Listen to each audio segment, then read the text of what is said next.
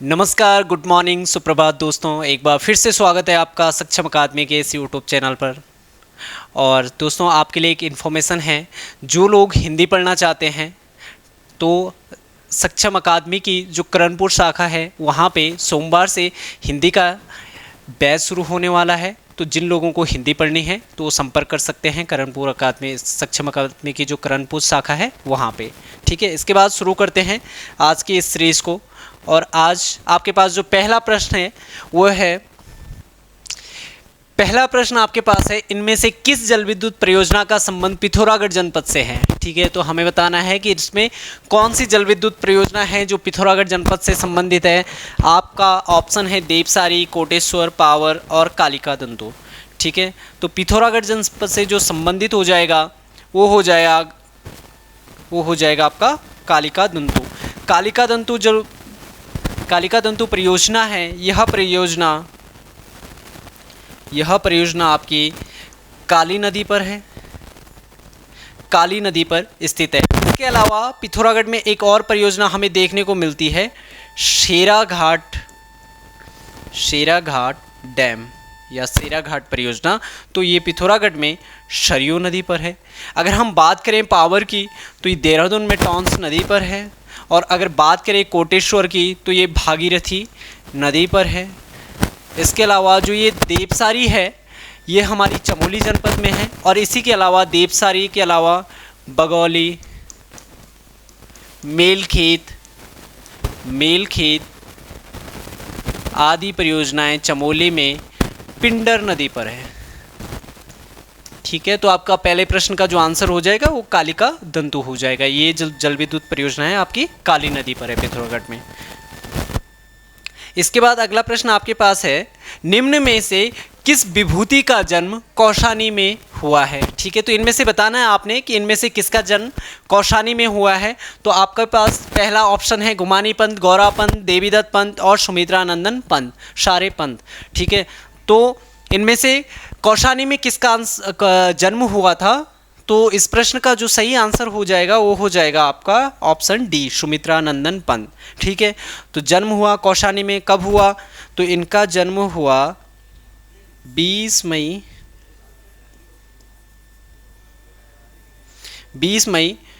1900 को इनका जन्म होता है कौशानी में। ठीक है, सुमित्रानंदन पंत की अगर हम बात करें, इनका जो मूल नाम है वो है गोसाई दत्त और इन्हें गुसैं या सैं के नाम से भी जाना जाता है। सुमित्रानंदन पंत को प्रकृति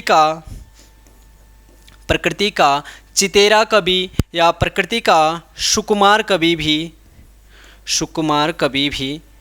कहा जाता है। हम सुमित्रानंदन पंत के बारे में अगर देखें तो 1957 में सुमित्रानंदन पंत की सिफारिश पर ही ऑल इंडिया रेडियो का नाम आकाशवाणी किया गया था। इसके अलावा 1938 में इनकी एक पत्रिका भी हमें देखने को मिलती है जिसका प्रकाशन 1938 से होता है, रूपाव नामक पत्रिका। ठीक है, इसके अलावा सुमित्रानंदन पंत को 1960 में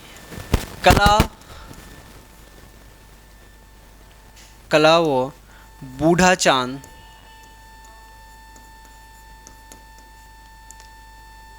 बूढ़ा चांद रचना के लिए साहित्य अकादमी पुरस्कार से भी सम्मानित किया गया था। 1968 में इन्हें ज्ञानपीठ पुरस्कार से सम्मानित किया गया था।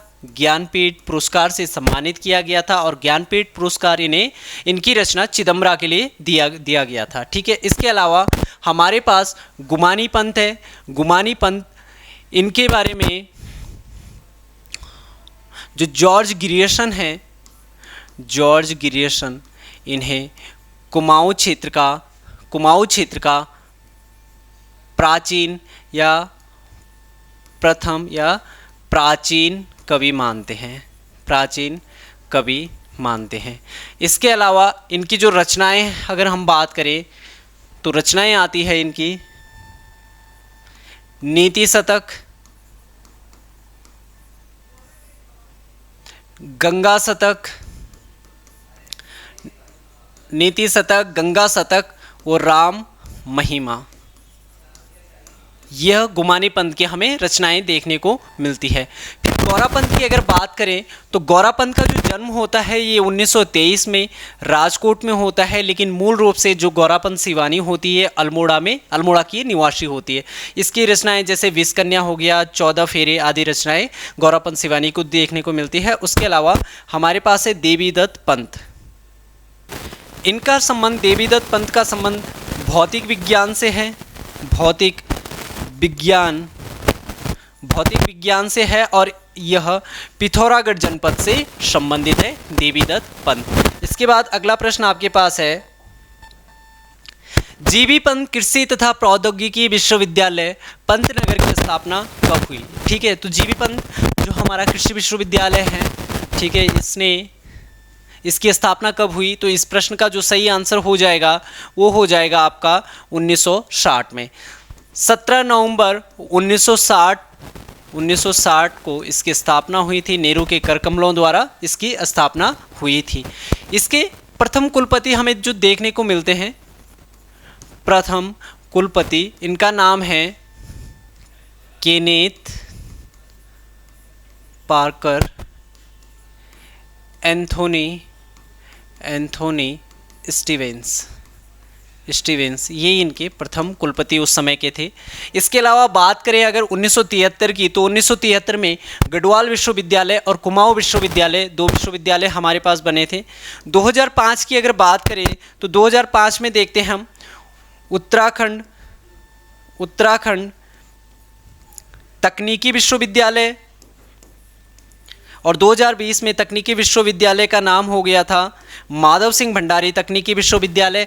और इसी समय 2005 में हम देखते हैं हल्द्वानी में उत्तराखंड मुक्त विश्वविद्यालय हल्द्वानी में।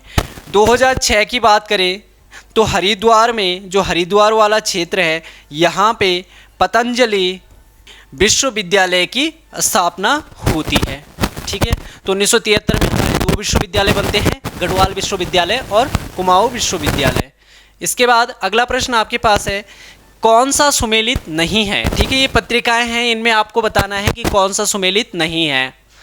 तो इसमें सबसे पहला ऑप्शन है द हिल्स मसूरी से, दूसरा है युगवाणी देहरादून, तीसरा है समता अल्मोड़ा और चौथा है मेफिसलाइट पौड़ी।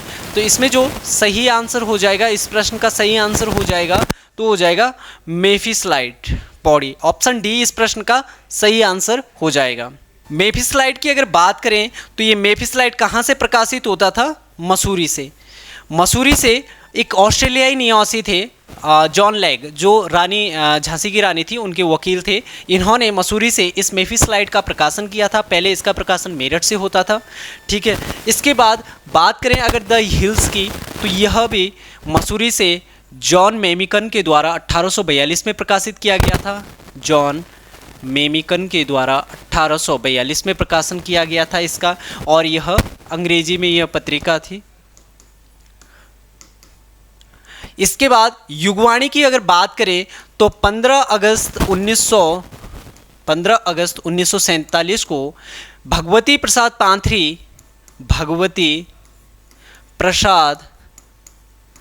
पांथरी व गोपेश्वर कोठियाल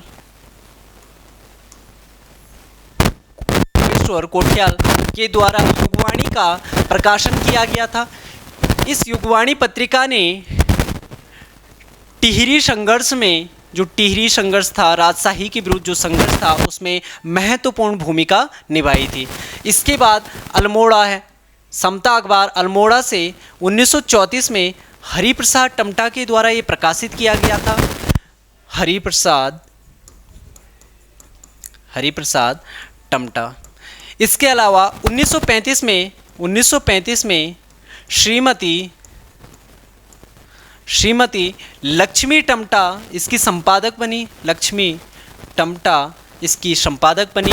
और यह लक्ष्मी टमटा उत्तराखंड में दलित समुदाय की पहली महिला पत्रकार थी। ठीक है, लक्ष्मी टमटा।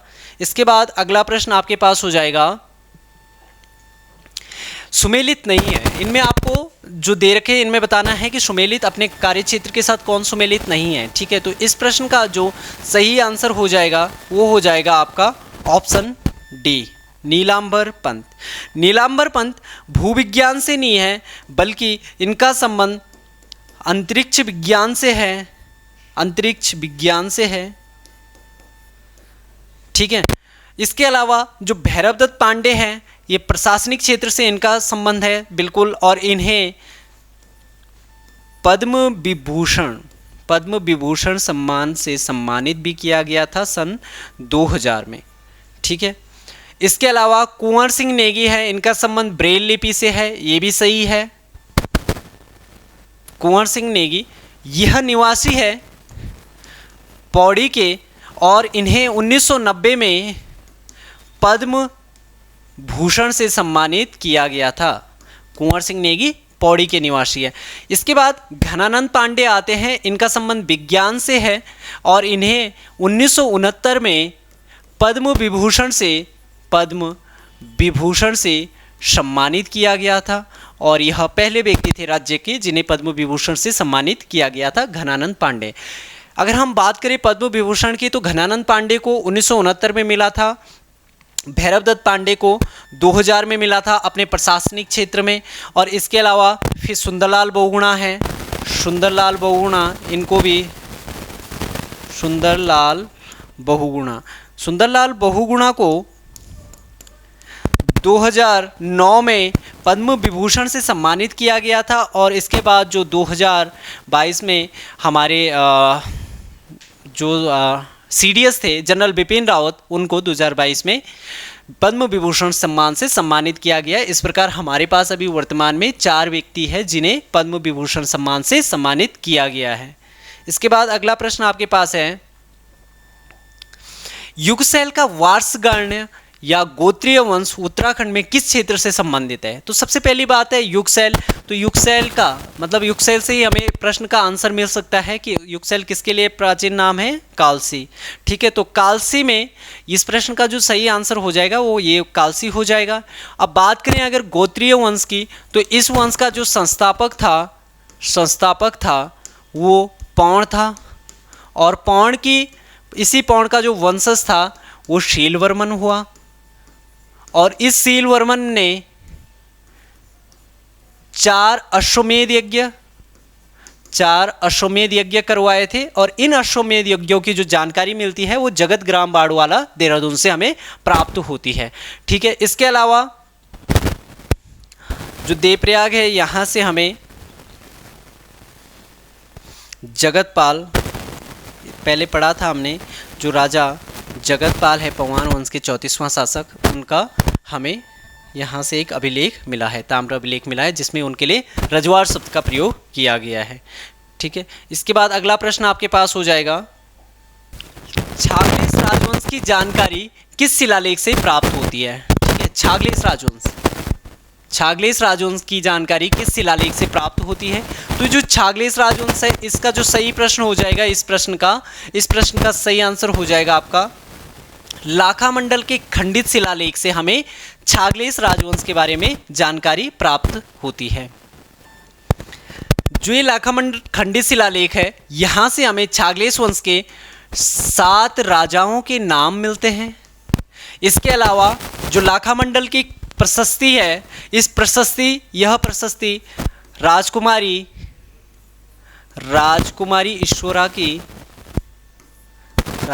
ईश्वरा की लाखामंडल प्रशस्ति से हमें यदुवंश या यादव वंश के बारे में जानकारी मिलती है। कालसी शिलालेख अशोककालीन शिलालेख यहाँ से हमें मिलता है। अशोक का उत्तर भारत में एकमात्र शिलालेख कालसी में प्राप्त हुआ है। 14 लाइनों वाला ये शिलालेख है। इसके अलावा इस शिलालेख की जो खोज होती है वो 1860 में जॉन फॉरेस्ट द्वारा की जाती है। इसके अलावा गोपेश्वर का त्रिशूल लेख है, यहाँ से हमें 4 नाग राजाओं के नाम मिलते हैं। जिसमें गणपति नाग, अंशु नाग, विभु नाग और स्कंद नाग, इन 4 नाग राजाओं के नाम हमें गोपेश्वर त्रिशूल लेख से मिलते हैं। इसके बाद अगला प्रश्न आपके पास होगा, आपके पास जो है वो है नेपाल दरबार ने सुगोली नहीं होगा, ये सिंगोली होगा, सिंगोली। नेपाल दरबार ने सिंगोली की संधि की पुष्टि किस दिन की थी? ठीक है, तो जो सिंगोली की संधि हुई थी, पहली बात है ये संधि किसके मध्य हुई थी? ये संधि हुई थी गोरखा और ब्रिटिशों के मध्य, गोरखा और ब्रिटिशों के मध्य यह संधि हुई थी। अब प्रश्न है कि इसकी पुष्टि नेपाल दरबार ने, मतलब नेपाल सरकार ने इसकी पुष्टि कब की थी?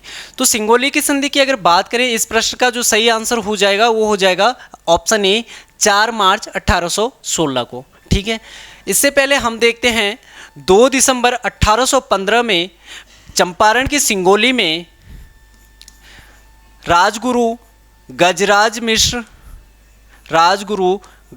मिश्र और चंद्रशेखर तथा ब्रिटिशों की तरफ से ब्रैडशॉ नामक अंग्रेज अधिकारी के मध्य 2 दिसंबर 1815 को यह संधि होती है।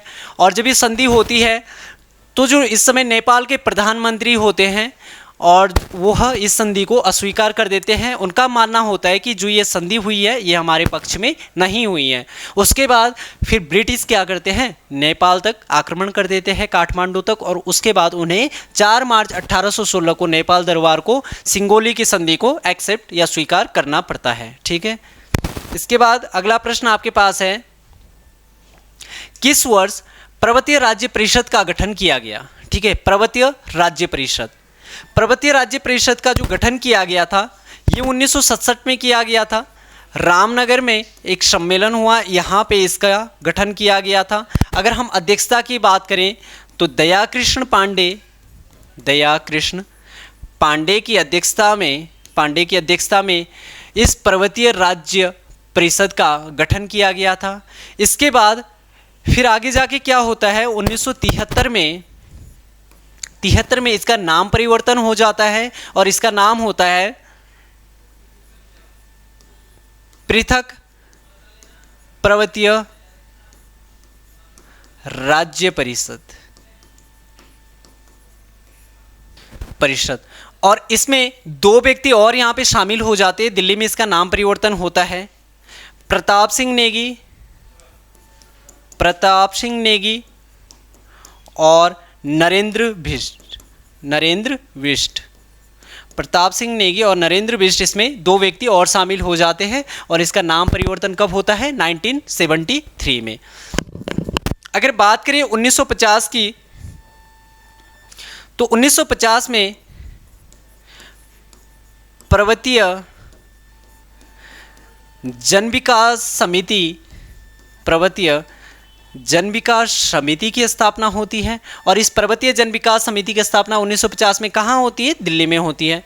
इसके बाद अगर 1969 की बात करें तो 1969 में पर्वतीय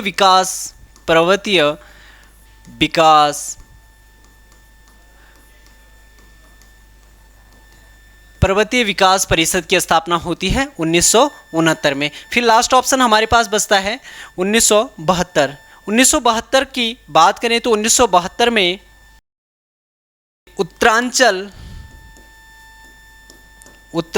परिषद की स्थापना होती है। फिर आगे चलकर 1979 में भाजपा सांसद होते हैं 53 सिंह। 1979 में भाजपा सांसद 53 सिंह उत्तरांचल राज्य परिषद की स्थापना करते हैं। ठीक है, 53 सिंह 1979 में। इसके बाद अगला प्रश्न आपके पास होगा, अगला प्रश्न है, नरेंद्र शाह ने नरेंद्र नगर में राजभवन का निर्माण कब किया? ठीक है, प्रश्न है, नरेंद्र शाह ने नरेंद्र नगर में राजभवन का निर्माण कब किया? आपके पास ऑप्शन है 23, 24, 21 और 20। ठीक है, तो बात हो रही है नरेंद्र शाह ने राजभवन, ठीक है, नरेंद्र नगर में राजभवन, तो राजभवन की बात हो रही है। आपको पता होगा कि नरेंद्र शाह ने नरेंद्र नगर की स्थापना 1921 में की थी, लेकिन राजभवन का निर्माण वहाँ 1924 में हुआ था और 1925 में वहाँ पे अपनी राजधानी स्थानांतरित की थी। तो इस प्रश्न का जो सही आंसर हो जाएगा वो ऑप्शन बी हो जाएगा। 1924 में नरेंद्र नगर में राजभवन का निर्माण हुआ। नरेंद्र नगर की अगर स्थापना की बात करें तो 1921 में नरेंद्र नगर की स्थापना होती है। प्राचीन नाम की अगर बात करें तो ओडाथली, ओडाथली इसका प्राचीन नाम है। नरेंद्र नगर का प्राचीन नाम ओडाथली है। इसके बाद 24 में यहाँ पे राजभवन बनता है और 25 में यहाँ राजधानी स्थानांतरित होती है और 27 में यहाँ पे होली हिमालय नाम का एक हॉस्पिटल नरेंद्र शाह के द्वारा खोला जाता है। इसके अलावा 20 में अगर बात करें तो 1920 में नरेंद्र शाह के द्वारा साहूकारों के ब्याज से कृषकों की मदद हेतु कृषि बैंक की स्थापना की गई थी। 1921 में अगर बात करें तो जनगणना करवाई गई थी, राज्य में प्रथम जनगणना करवाई गई थी और नरेंद्र नगर शहर की स्थापना की गई थी नरेंद्र शाह के द्वारा।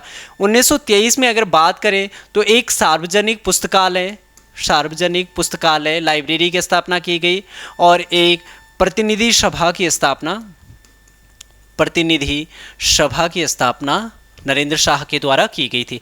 प्रतिनिधि सभा का मतलब जो योग्य व्यक्ति है उनका शासन प्रशासन में उनका सहयोग लिया जा सके, इस उद्देश्य से 1923 में प्रतिनिधि सभा की स्थापना की गई थी। इसके अलावा 1934 में टिहरी में रेड क्रॉस सोसाइटी की भी स्थापना होती है। रेड क्रॉस सोसाइटी की भी स्थापना होती है। इसके बाद अगला प्रश्न आपके पास है, तीलू रौतेली विशेष पेंशन योजना का प्रारंभ किस तिथि से किया गया था? ठीक है, तीलू रौतेली विशेष पेंशन योजना। तीलू रौतेली एक तो पेंशन योजना है और एक पुरस्कार है। तो अगर हम बात करें इस प्रश्न का जो सही आंसर हो जाएगा तो वो हो जाएगा इनमें से कोई नहीं, क्योंकि ये जो पेंशन योजना है इसकी शुरुआत होती है 2014 में। ठीक है, और अगर हम बात करें तीलू रौतेली पुरस्कार, तो पुरस्कार की शुरुआत 2006 में होती है और अभी कुछ टाइम पहले 14 महिलाओं को तीलू रौतेली पुरस्कार से सम्मानित किया गया था।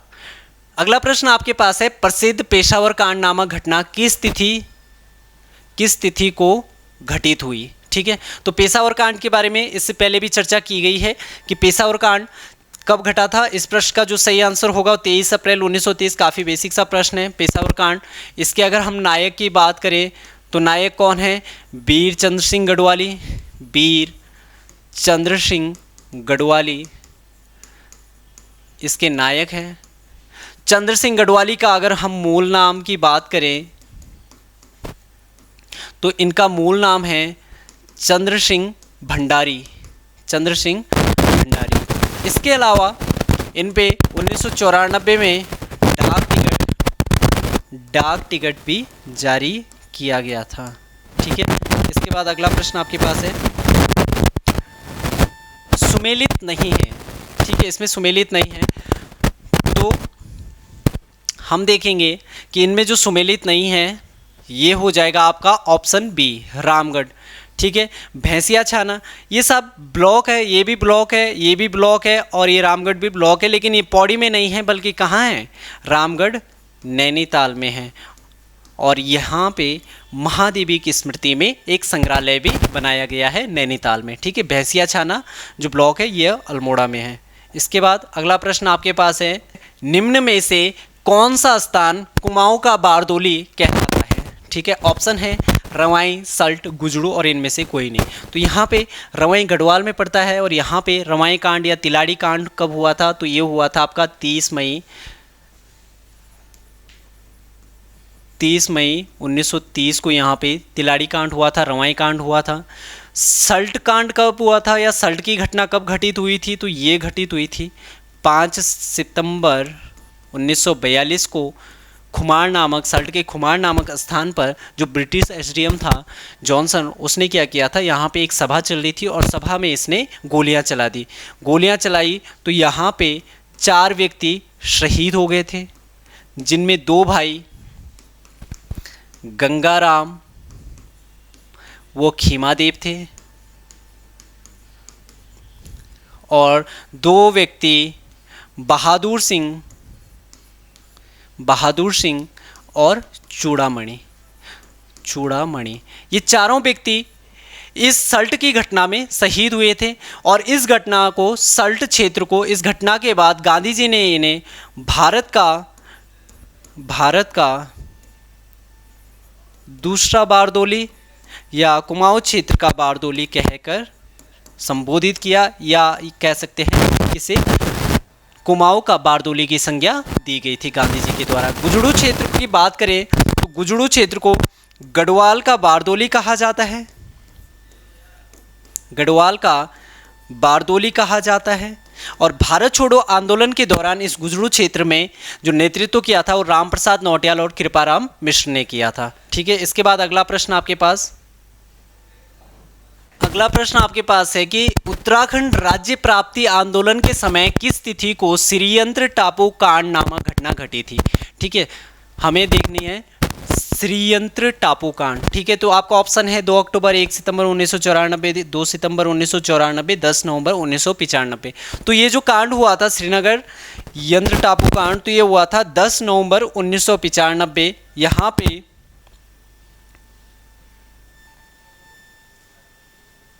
जो नेतृत्व किया था वो किया था दिवाकर भट्ट ने यहाँ पे नेतृत्व किया था। और यहाँ पे राजेश रावत और यशोधर बेंजवाल, राजेश रावत व यशोधर बेंजवाल, राजेश रावत और यशोधर बेंजवाल नामक 2 व्यक्ति यहाँ पे शहीद हुए थे श्रीयंत्र टापू कांड में, जो 10 नवंबर 1995 को हुआ था दिवाकर भट्ट के नेतृत्व में। इसके बाद अगर बात करें 2 अक्टूबर 1994 की, तो 2 अक्टूबर 1994 को रामपुर तिरहा कांड हुआ था। इससे पहले वाली सीरीज में डिस्कस किया गया था, रामपुर तिरहा कांड हुआ था। और इसी रामपुर तिरहा कांड को मुजफ्फरनगर कांड भी कहा जाता है। 1 सितंबर को खटीमा गोलीकांड हुआ। और इस खटीमा गोलीकांड के विरोध में 2 सितंबर को मसूरी में विरोध हुआ और यहाँ पे भी यह गोलीकांड हुआ, मसूरी गोलीकांड हुआ 2 सितंबर 1994 को। यहाँ कुछ व्यक्ति है जैसे हंसा धनाई,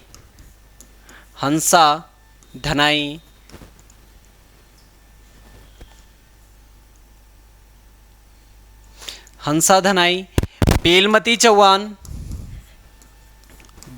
चौहान और सुभाषिनी बर्थवाल।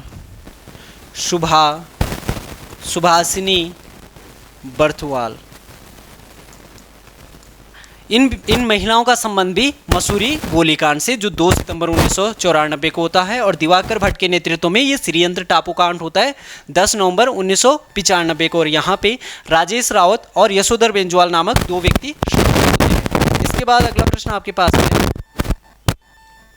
निम्नलिखित में से कौन सी गुफा पिथौरागढ़ जनपद में स्थित है। ठीक है, तो पिथौरागढ़ जनपद की बात हो रही है, तो हमारे पास जो ऑप्शन है पाताल रुद्रेश्वर, वशिष्ठ गुफा, पाताल भुवनेश्वर और गणेश गुफा। तो हमें पता है पिथौरागढ़ में कौन सी गुफा हो जाएगी। इस प्रश्न का जो सही आंसर हो जाएगा वो हो जाएगा आपका पाताल भुवनेश्वर। पाताल भुवनेश्वर की खोज कब हुई थी?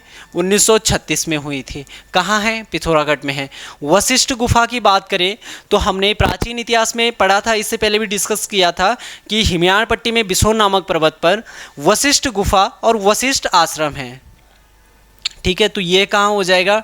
टिहरी के हिमयाण पट्टी में होगा, जहां वशिष्ठ गुफा वशिष्ठ आश्रम है। और अगर बात करें वशिष्ठ कुंड की, तो वशिष्ठ कुंड देवप्रयाग में, हमने इससे पहले वाली सीरीज में 2 कुंड देखे थे।